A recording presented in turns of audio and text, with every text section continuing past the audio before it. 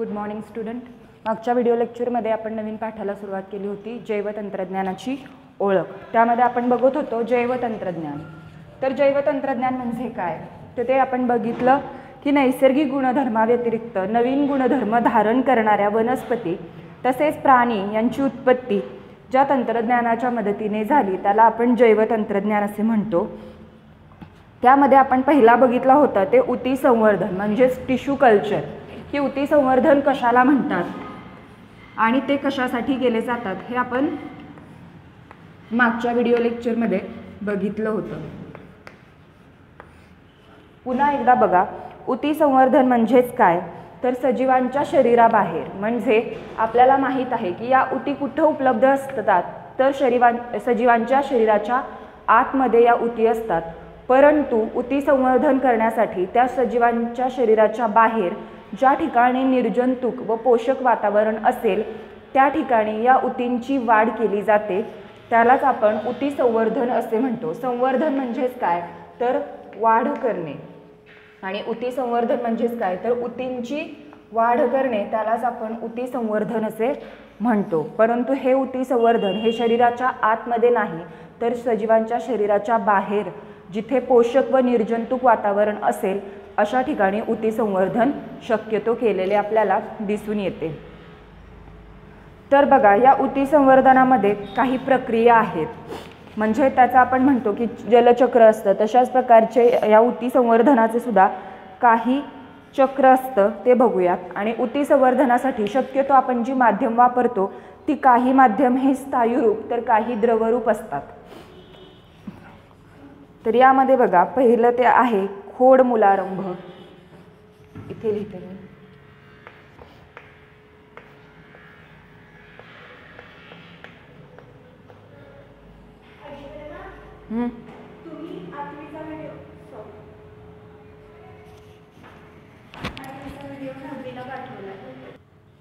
पहिलं या चक्रामध्ये येतं ते खोड मूलारंभ. त्यानंतर प्राथमिक काठिन्यकरण.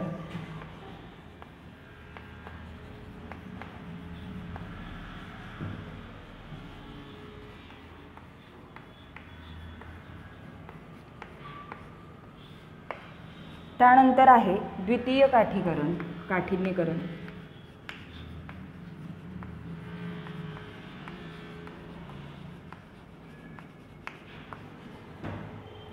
त्यानंतर स्त्रोत वनस्पती.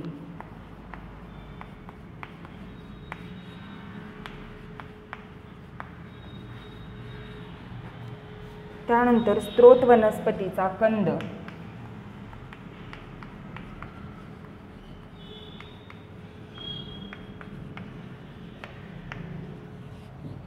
त्यानंतर आहे प्राथमिक संस्कार.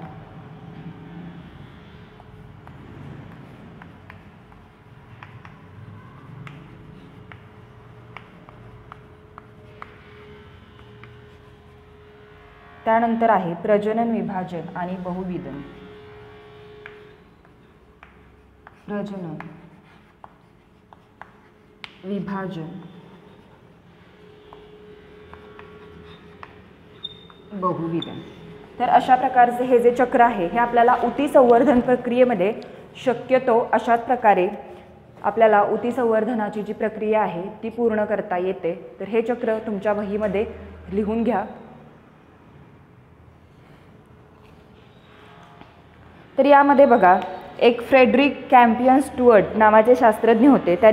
ते वनस्पती शास्त्रज्ञ होते. त्यांनी पेशी व ऊतींची ही शरीराबाहेर सुद्धा वाढ होऊ शकते हे सिद्ध केले. म्हणजे हे ऊती संवर्धनाचा शोध कुठून लागला, तर फ्रेडरिक कॅम्पियन स्टुअर्ट या वनस्पती शास्त्रज्ञांनी हा शोध लावला की आपल्या शरीरामध्ये ज्या पेशी व ऊती उपलब्ध असतात त्यांचे आपण शरीराबाहेर सुद्धा संवर्धन करू शकतो, किंवा त्यांची शरीराबाहेर सुद्धा व्यवस्थित आणि वैशिष्ट्यपूर्ण अशी वाढ होऊ शकते. याचा शोध या वनस्पती शास्त्रज्ञांनी लावला. त्यासाठी त्यांनी गाजराच्या मुळातील पेशी वेगळ्या काढून प्रयोगशाळेत पोषक माध्यमात वाढवल्या व प्रत्येक पेशीमध्ये संपूर्ण वनस्पती निर्माण करण्याची क्षमता आहे हे त्यांनी या प्रयोगाद्वारे सिद्ध केले. त्यानंतर पुढचा आपला महत्त्वाचा घटक आहे तो म्हणजे जैवतंत्रज्ञानामुळे शेती व्यवस्थापनेत झालेले बदल. तर जैवतंत्रज्ञानाचा उपयोग हा सर्वात जास्त आपण शेतीमध्ये करतो. शेतीमध्ये अनेक तंत्रज्ञान विकसित करून आपण पिके यांची वाढ व त्यांचे उत्पादन वाढवलेले आहे.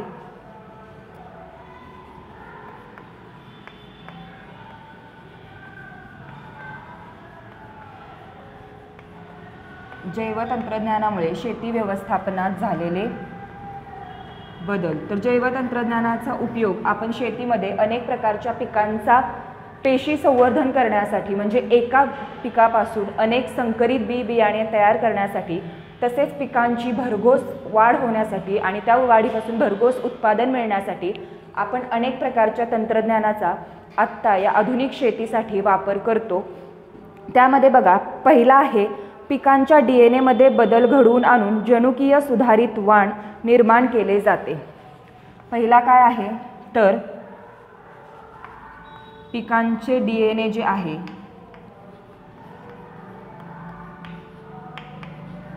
DNA मध्ये बदल घडवला जातो व जनुकीय सुधारित वाण तयार केले जाते.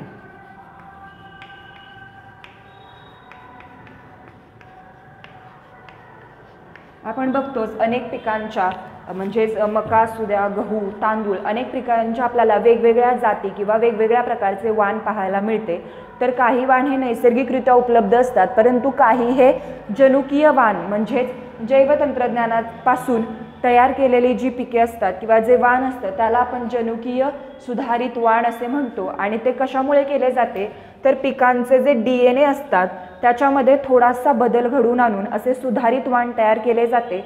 आणि या सुधारित वाणांचा जर उपयोग आपण शेतीमध्ये केला तर या वाणापासून भरघोस उत्पादन आपल्याला मिळू शकते. पिके जी असतात या वाणांची त्यांचे उत्पादन सुधारित म्हणजे नैसर्गिक वाणापेक्षा अधिक उत्पादन आपल्याला या सुधारित वाणांपासून मिळत असते. त्यानंतर बघा, बहुधा असे वाण निसर्गतः आढळत नाहीत, म्हणजेच नव्या प्रजाती कृत्रिमरित्या निर्माण केल्या जातात. जसं की आपण मगाशी बघितलं, नैसर्गिकरित्या जे वाण उपलब्ध असते त्यापासून सुद्धा आपल्याला उत्पादन मिळते, पण ते इतके भरघोस म्हणजे असे म्हणता येणार नाही. त्यामुळे हे जनुकीय वाण जे असते त्याच्यातली जी उत्पादन निर्माण करण्याची क्षमता असते ती जास्त असते. आणि असे वाण जे आहेत ते नैसर्गिकरित्या आढळत नाहीत, कृत्रिमरित्या म्हणजे मानवनिर्मित आहेत, म्हणून त्याला आपण जनुकीय सुधारित वाण असे म्हणतो. तसेच या प्रजातींमध्ये निरनिराळे उपयुक्त गुणधर्म संकरित केले जातात. यामध्ये आपण अनेक प्रकारचे गुणधर्म ॲड करू शकतो म्हणजे टाकू शकतो. आपल्याला जे गुणधर्म या वाणामध्ये हवे आहेत ते कृत्रिम पद्धतीनं आपण त्याच्यामध्ये त्यांचा समावेश करू शकतो, परंतु जे नैसर्गिक वाण असतात ते आहे असेच आपल्याला वापरावे लागतात, त्याच्यामध्ये कोणताही कृत्रिम बदल होत नाही. त्यामुळे जैवतंत्रज्ञानाचा आपल्याला एक फायदा आहे की आपल्याला जशा प्रकारचे पीक हवे आहे त्या प्रकारचे आपण वाण तयार करू शकतो. त्यानंतर दुसरा आहे वातावरणीय ताण सहन करण्याची क्षमता. आता वातावरणीय ताण म्हणजे काय तर वातावरणात अचानक कधीही बदल होऊ शकतात. कधी ऊन पडतं, कधी पाऊस येतो, तर कधी आपल्याला ढगाळ वातावरण आलेलं दिसतं. तर अशा वातावरणाचा सुद्धा शेतीतील पिकांवर खूप मोठा परिणाम आपल्याला दिसून येतो. क्वचित म्हणजे अचानक पाऊस झाला तर शेतीतील पिकांचे नुकसान होण्याची शक्यता असते. ते पीक कुजण्याचे, खराब होण्याची दाट शक्यता असते. म्हणजे निसर्गातील जे वातावरण आहे त्या वातावरणाच्या अनेक गोष्टींचा शेतीवर किंवा पिकांवर प्रत्यक्ष आणि अप्रत्यक्ष परिणाम झालेला आपल्याला दिसून येतो. तर त्यासाठी जैवतंत्रज्ञान हे खूप महत्त्वाचे कार्य करत असते. ते कसे ते बघूयात. वातावरणीय ताण सहन करण्याची क्षमता.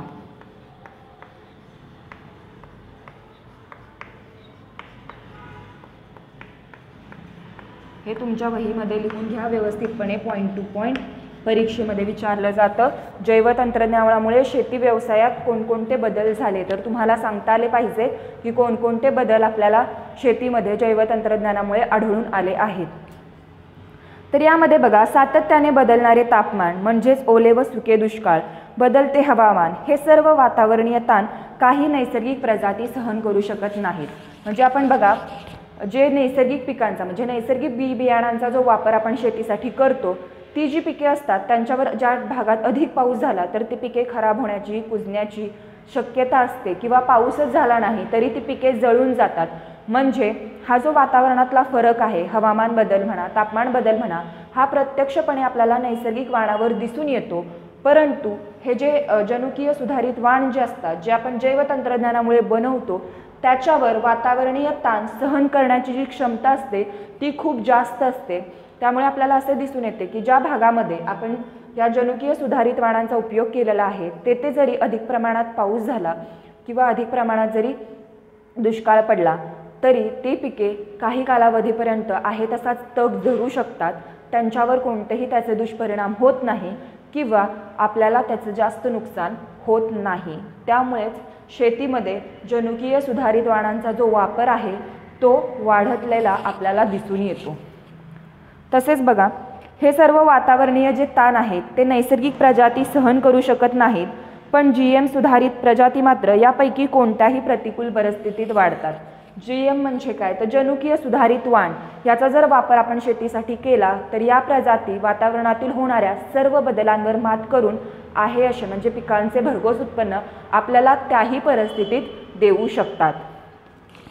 त्यानंतर तिसरा आहे उपद्रवी कीटक, रोगजंतू, रासायनिक तणनाशके यांचा प्रतिकार करण्याची क्षमता या प्रजातींमध्ये जास्त असते.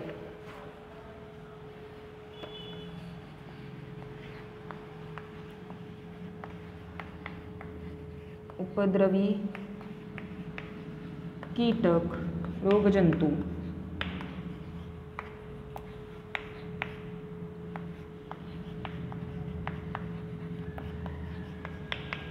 तणनाशके यांचा प्रतिकार करते.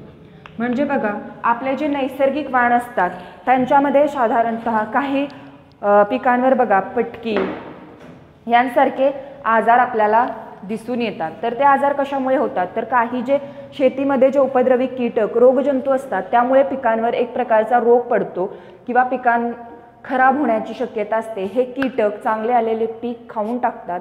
त्यामुळे आपल्याला पिकांचे जे उत्पन्न असते ते कमी प्रमाणात मिळते. परंतु जर आपण जनुकीय सुधारित वाणाचा उपयोग करत असू तर या वाणावर उपद्रवी कीटक, रोगजंतू तसेच आपण जी तणनाशके फवारतो त्यांचा काहीही रासायनिक परिणाम होत नाही. त्यामुळे ते आहे तसेच म्हणजे आपल्या पिकांचे उत्पादन घटत नाही तर वाढते.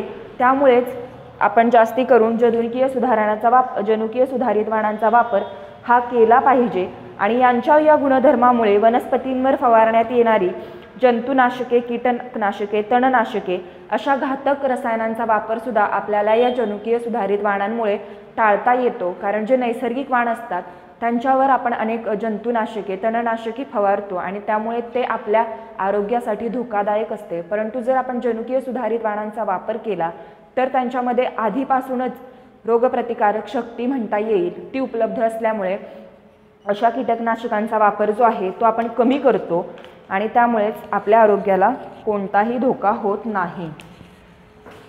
तसेच यामधला चौथा घटक आहे, चौथा बदल जो आहे तो या प्रजातींच्या बियाणांमुळे पिकांच्या नासाडीत घट होते.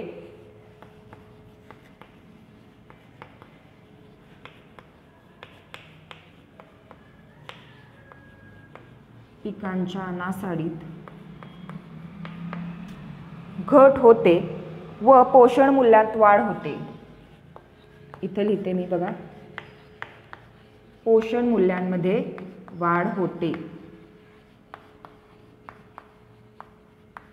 म्हणजे बघा, जेव्हा आपण जनुकीय सुधारित वाणांचा वापर करतो तेव्हा त्या पिकांच्या नासाडीमध्ये घट होते. कारण ती कोणताही रासायनिक वातावरणीय बदल सहन करू शकतात. त्यांच्यामध्ये आधीपासूनच रोगप्रतिकारक क्षमता असते. त्यामुळे आपण तणनाशक, कीटकनाशकांचा वापर यांच्यावर जास्त करत नाही आणि त्यामुळे ऑटोमॅटिकच पिकांची जी नासाडी होत असते या गोष्टींमुळे ती नासाडी थांबते, तिच्यामध्ये घट होते व पिकांमधील जे पोषण मूल्य आहेत त्यांचे प्रमाण वाढायला सुरुवात होते. कारण यामध्ये जी पोषण असतात ती पोषण मूल्ये काय करतात तर ही कीटकनाशके खाऊन टाकतात. कीटक जे रोगजंतू आहेत ते पोषण मूल्यांचा नाश करतात. परंतु या पिकांवर म्हणजेच जनुकीय सुधारित वाणांवर याचा काही फरक होत नसल्यामुळे त्यांच्यामध्ये जी नैसर्गिक पोषण मूल्य असतात ती आहे तशीच राहतात व त्यांच्यामध्ये वाढ होण्यास सुरुवात होते आणि त्यामुळेच पिकांच्या नासाडीत आपोआपच घट कमी होण्याला लागते. अशा तऱ्हेने सर्व गुणसंपन्न पिकांची बियाणे निर्माण होत असल्याने जगभरातील शेतकरी हे मोठ्या प्रमाणावर जनुकीय सुधारित वाणाचा वापर करतात. आपल्यापैकी काही जी विद्यार्थी आहेत ते बघा शेतकऱ्यांची मुले आहेत, त्यांच्या घरी शेती आहे, त्यामुळे त्यांना माहीत असेल की जनुकीय सुधारित वाण कशा प्रकारचे असते, कोणकोणत्या पिकामध्ये आढळते आणि त्याचा वापर केल्याने आपल्याला काय काय फायदा होतो हे आपल्याला दिसून येतेच. तर बघा काही ज्या उच्च पीक उत्पादन जाती आहेत ह्या जनुकीयची, त्याची आपण काही उदाहरणे घेऊयात.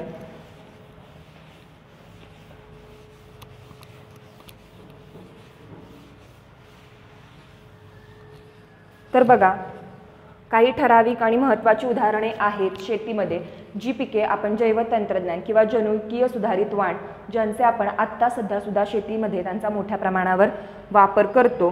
तर त्यामधलं आहे पहिलं मका. तुम्ही घरीसुद्धा तुमच्या पालकांना विचारू शकता की ते यापैकी कोणत्या जनुकीय संकरित वाणाचा वापर शेतीमध्ये करतात.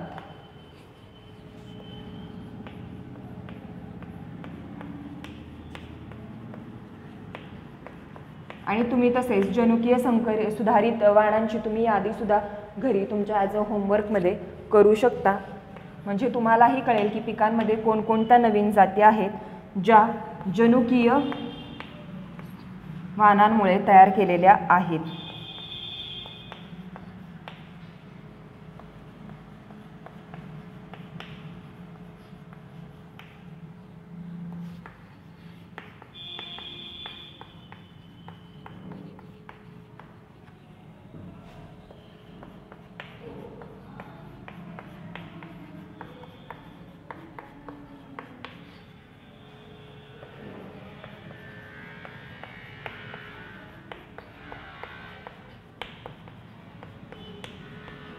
तर बघा शक्यतो एवढ्या पिकांच्या ज्या सुधारित वाण आहेत, जनुकीय सुधारित वाण आहेत, यांचा आपण आत्तासुद्धा शेतीमध्ये वापर करतो. तर त्यातलं पहिलं आहे मका. त्यासाठी आपण MON 810 व 863 याचा वापर करतो. बटाट्यासाठी ॲम्फ्लोरा, भातासाठी गोल्डन राईस, सोयाबीनसाठी विस्टिव गोल्ड, टोमॅटोसाठी वैशाली आणि कापसासाठी BT कॉटन या प्रजातींचा आपण शेतीसाठी वापर करतो. तसेच त्यामध्ये केळी, मका, भात, बटाटा, सोयाबीन, टोमॅटो, कापूस, सफरचंद, वांगी, पपई, गुलाब, बीट, तंबाखू, गहू इत्यादी पिकांच्या सुद्धा आपण जनुकीय सुधारित वाणांचा वापर हा शेतीसाठी करत आहोत. आणि त्यामुळेच आत्ता जैव तंत्रज्ञानामुळेच आपल्याला पिकांमध्ये भरघोस उत्पादनाची वाढ झालेली तुम्ही बघू शकता. धन्यवाद.